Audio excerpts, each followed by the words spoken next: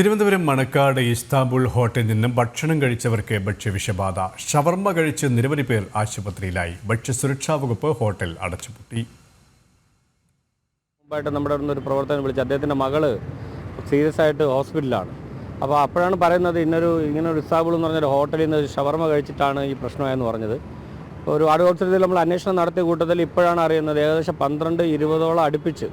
ഇനിയിപ്പോൾ എത്ര പേര് വരാനുണ്ടെന്ന് നമുക്ക് അറിഞ്ഞൂടാ. കാരണം ഇവിടെ നല്ല തിരക്കുള്ള ഒരു കടയാണ്. എല്ലാ ദിവസവും വൈകിട്ടാണ്. 20 പേര് പല ഹോസ്പിറ്റലായിട്ട് അഡ്മിറ്റഡാണ്.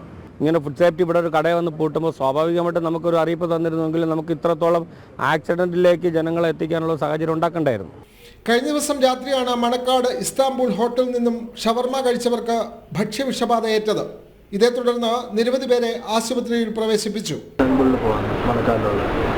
അവിടെ പോയിട്ട് എനിക്കും അമ്മയ്ക്കുമായിട്ട് 2 റോൾ വാങ്ങിച്ചു. ഞാൻ കഴിച്ചത് ഇസ്താംബുൾ റോളും വാങ്ങിച്ച മെക്സിക്കൻ റോളുമാണ്.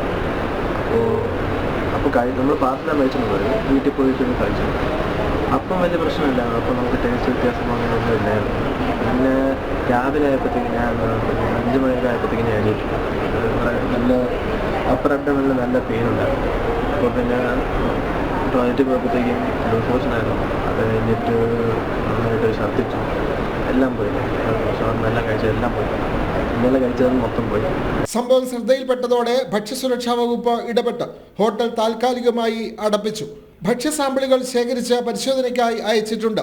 പരിശോധനാ ഫലങ്ങൾ ലഭിക്കുന്നതോടെ കൂടുതൽ നിയമ നടപടികൾ സ്വീകരിക്കുമെന്ന് അധികൃതർ അറിയിച്ചു. കോടതി കിട്ടിയ പരാതിയുടെ അടിസ്ഥാനത്തിലാണ് ഇവിടെ പരിശോധനയ്ക്ക് എത്തിയത്. പരിശോധനയ്ക്ക് എത്തുന്നതിന് മുമ്പ് തന്നെ രാവിലെ തന്നെ ഇവിടെ ഫുഡ് സേഫ്റ്റിയുടെ അധികൃതരെത്തി പരിശോധിക്കുകയും കട പൂട്ടുകയും ചെയ്തിട്ടുണ്ട്. ഇന്നലെ വൈകുന്നേരം കഴിച്ചവർക്കാണ് ഈ ഫുഡ് പോയ്സൺ ആയിട്ടുള്ളത്. ഇപ്പോൾ ഏകദേശം 5ഓളം ആൾക്കാർ ഹോസ്പിറ്റലൈസാണ്. കിംസ് ഹോസ്പിറ്റലുണ്ട്. ഇപ്പോൾ ഒരു കോൾ വന്നു. പാൽക്കുളങ്ങര ഹോസ്പിറ്റലിൽ 3 പേര് അഡ്മിറ്റ് ആയിട്ടുണ്ട്. ഇതെല്ലാം ഇവിടുന്ന് ആഹാരം കഴിച്ച വ്യക്തികൾ തന്നെയാണ്, കുട്ടികളുമാണ്. കടുത്ത പനിയും ഛർദിയും മൂലം കുട്ടികളടക്കമുള്ള 12ഓളം പേർ വിവിധ സ്വകാര്യ ആശുപത്രികളിൽ ചികിത്സയിലാണ്. എന്നാൽ ഭക്ഷ്യവിഷബാധ ഏറ്റതിനെക്കുറിച്ച് നിലപാട് വ്യക്തമാക്കാൻ ഹോട്ടൽ ഉടമ തയ്യാറായിട്ടില്ല. വിവിധ ആശുപത്രികളിൽ ചികിത്സയിൽ കഴിയുന്നവരോട് കേസ് പിൻവലിക്കണമെന്ന ആവശ്യം ഹോട്ടൽ ഉടമ നടത്തുന്നുവെന്ന ആരോപണവും ഉയരുന്നുണ്ട്. ജനം, തിരുവനന്തപുരം.